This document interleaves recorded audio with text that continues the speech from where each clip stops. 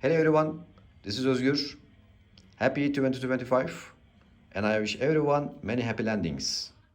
Today is a big day for me. The first prototype of Super Constellation is standing on her wheels for the first time. Let me introduce her. I designed her in 1/16 scale with a 2.3 meter wingspan. She's achieving a challenging 5 kilo weight target.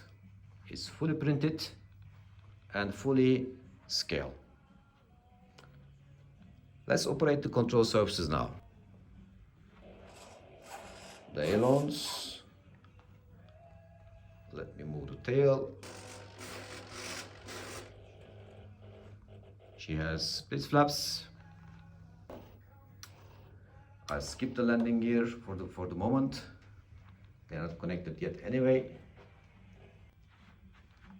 And let's rock and roll.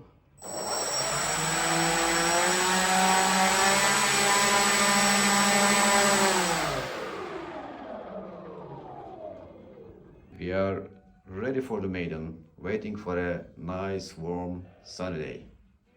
Thank you for watching.